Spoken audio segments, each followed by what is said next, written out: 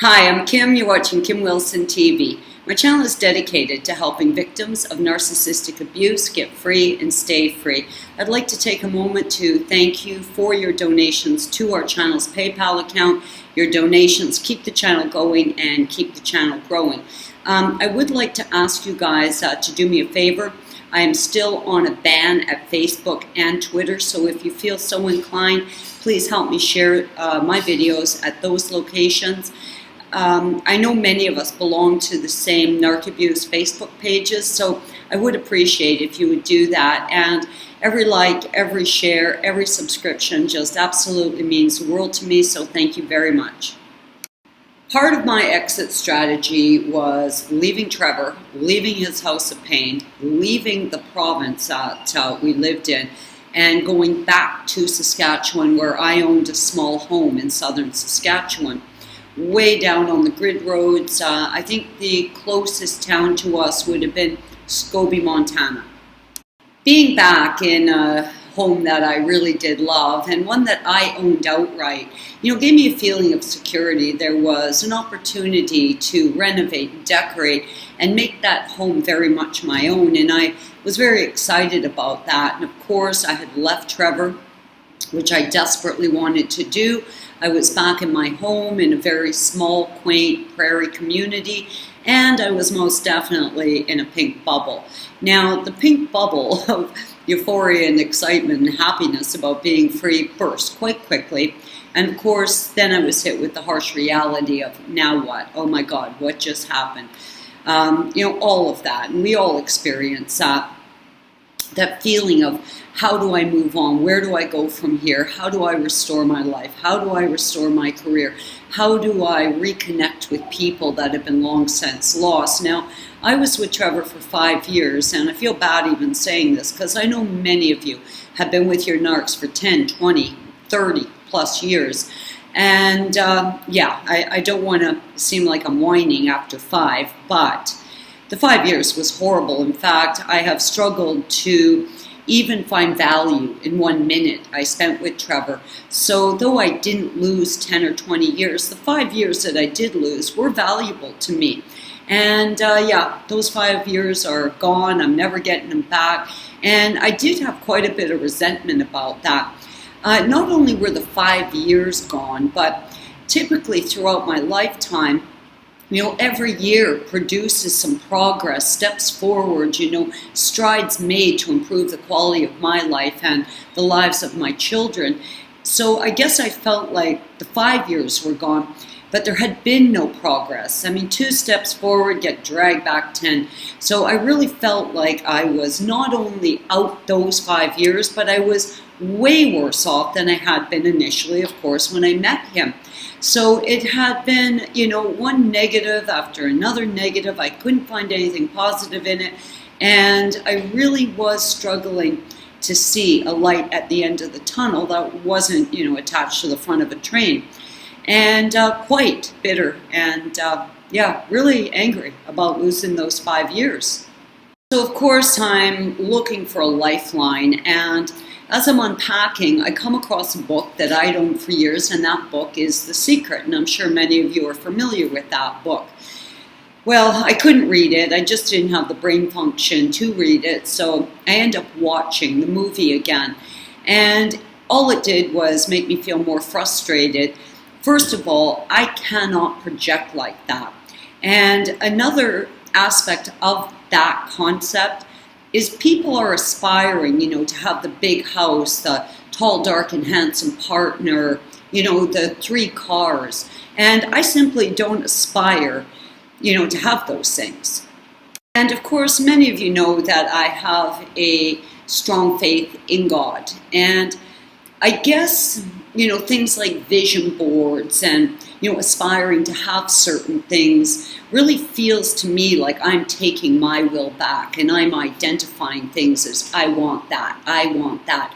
And first of all, that's just not the way I pray. That's not the way I communicate with God. I've got a real simple prayer, and I say it all the time and have my entire life. I pray that God's will be done in my life. And I also pray that God will give me the good insight, the vision to recognize His will for me when he's presenting it to me. So I guess I felt like, I was defying that prayer by identifying all these things that I wanted, because truly I do want to serve God, and I do want God's will to be done in my life, and I don't feel like I have to want anything beyond that, because I truly do believe that God wants me and my family to be healthy, that He wants us to be sane. He doesn't want us living in poverty. He doesn't want, us riddled with disease or hungry. I do believe that God has, the best intentions for me and my family, probably much greater than what I would ever ask for myself, because I truly don't want a lot of stuff. And, that whole system just never worked for me. I'd seen that movie years ago. I tried to fall back on that movie, and that whole projection and vision boards and identifying things, people, places, stuff that I wanted in my life, it just didn't work for me. And, I guess I felt quite frustrated even about that, because there's this concept that if you can clearly identify the things that you want, well, you can manifest those things in your life. So what I really started to do was manifest the things that God may want for me, and the ability to recognize them. Like, I just became sort of hyper vigilant in watching, being observant. And that's where my focus went, because that whole concept of vision boards and stuff just doesn't work for me. It really felt like I'd be taking my will back. But at the same time, I was in a bit of a conundrum, because I really couldn't see past the moment. I was absolutely broken from the 5 years I'd spent with Trevor. I couldn't see my way clear to ever being a jewelry designer again. I couldn't even fire up my sewing machine. I felt completely incapacitated. And I thought, there's got to be a way to make the two work, where I can kind of get some vision of where I want my life to be, develop some concept of who I wanted to be moving forward. It was a pretty confusing sort of time for me. But God does make His will known to us. He certainly does give us the answers when you've got questions. And if you don't believe in God, I'm certainly not at odds with you. I certainly respect your right to your opinion, and certainly hope that you will respect my right to my opinions, my thoughts and ideas regarding this. Now, Jacob and I were in the process of taking stuff from Trevor's house of pain, because I'd put all my stuff in the garage. He'd agreed to let me store it there. I was still living with him, but was daily packing my stuff and moving it from the house out to the garage. Also because I was afraid he would damage it, steal it, or whatever. I mean, he was pretty prone to smashing things that, he'd identified as being important to me. So anyways, we'd already taken quite a bit of stuff down to Rock Glen, and we're driving down one night. We've got a big truckload, and we're pulling a trailer. Like, we're really trying to get out of there. And we're down on the grid road system in southern Saskatchewan. And of course, there's nothing there, just miles and miles and miles of prairie wilderness. And it's pitch black. Now, Jake and I are driving along. We're eating. I'd made a lunch for us for the drive. We're talking, and we're listening to music. And then the music stops. His iPhone had died. And I was fiddling around for a radio station. There was nothing. And then Jacob says to me, "Mom, what'll happen to me when you and Granny die?" Well, my God, like punching me, because of course Jacob is, at that time, he was 25. He has acquired brain injury. He was diagnosed with schizophrenia, though he's a pretty high-functioning schizophrenic. Jacob definitely has the behaviors of someone who has acquired brain injury. He was diagnosed as, age appropriate around age 7, and not a high-functioning 7-year-old. So Jacob really is cared for very largely by my mother and I. This question that Jacob presented hit me like a ton of bricks, because I did realize, of course, at that moment that, my mother and I largely care for Jacob, and, that's how I would get a break, from the daily care of Jacob, as my mother would take him, or he'd go stay with his granny, and, so we kind of have been helping each other that way. He didn't go to stay with her often, but when he did, it was a much needed break for me. So now we've got this really awkward moment of silence in the truck, and I say to him, now Jacob, I don't think you have to worry about that because, you've got 4 brothers that love you very much. And, I do believe you're always going to have someone, that's going to be looking out for you, Jake. So don't worry about that. And as I'm talking to him, I'm kind of fiddling with the radio. And all of a sudden, this voice, I found a station. It was a man. It was like an evangelist channel. And we had nothing else to listen to, so Jake and I agreed we'd listen to this. And I mean, out of nowhere, this man starts talking about people taking their will back from God, not trusting that God has, their best interest at heart, and how we have to trust and have faith. And he says, imagine yourself driving down a long, dark road in the middle of nowhere. Well, Jacob and I look at each other and go, holy cow, he's talking to us, Jacob. And he goes on to say, when you're driving on a long, dark road, you don't have to be able to see your house. You don't have to be able to see the community ahead. All you really need to see is the next 20 feet in front of you, which your headlights, of course, are, making possible.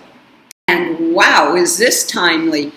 I mean, there we are in the middle of nowhere on a pitch black prairie grid road. All we can see is 20 feet ahead of us. And this is really resonating with Jacob and I. And I turn to Jacob and I say, you see, Jacob, God's going to take care of you. You don't have to know what's going to happen 2 years, 5 years, 10 years down the road. And we were really fascinated by that because, of course, we were in absolute, total darkness, but could very clearly see 20 feet ahead. And as we proceeded up the road, we could always see 20 feet ahead. I really loved that because it freed up so much worry for me about my future moving forward from narcissistic abuse. I really needed to deal with each day. I didn't need to map out the next 2 years, 10 years of my life. I needed to proceed in small increments. That feeling that you're never going to find love again, you're never going to heal, you're never going to be the same, you're never going to restore your career, your finances, or lost relationships can be absolutely overwhelming. And I think for me, I wanted to see way into the distance. I wanted to know that everything was going to be okay long term, not just, in my moment. I guess I needed some long-term security. And feeling very frustrated because I just can't project like that. Like I know people can, I'm just not that guy. And it freed up all of that for me. Like I really did adopt that philosophy where sometimes I'd feel frustrated, didn't know what to do. I'd fall back on, okay, I don't need to see this 6 months, 12 months, 18 months from now. I need to deal with this today, and things will happen as they're meant to. And they really have. I knew I wanted to move back to Mexico. I didn't know what it would look like. I just knew that's where I needed to get to. And I got here. And no, I don't see way off into the future. I don't have a long-term plan. I just make short-term plans for myself because I find that really manageable, and it still creates that feeling that I really have turned my life and my will over to God. And I'm not trying to get in there and meddle with it and, force my will into my own life. If you're feeling frustrated, if you're feeling hurt, if you don't know how to proceed, just know that you have to deal with today. That's all, just today. You don't have to know what the next 6 months, 12 months, 18 months are going to look like. You just have to do what you can do today. There's that saying, Rome wasn't built in a day, and though we are not trying to build ancient civilizations, we are trying to restore our lives, and we can just manage that one day at a time. If you want to project off for the next week, 2 weeks, next month, set some reasonable goals for yourself, but you really don't have to see the whole picture from beginning to end. You just have to trust that as you keep driving up that dark road, your headlights are going to show you the next 20 feet of your journey. Guys, I love you lots. I hope that little story helps today if you're feeling bad. I'm Kim. You're watching Kim Wilson TV. I hope you're having a great narc-free day.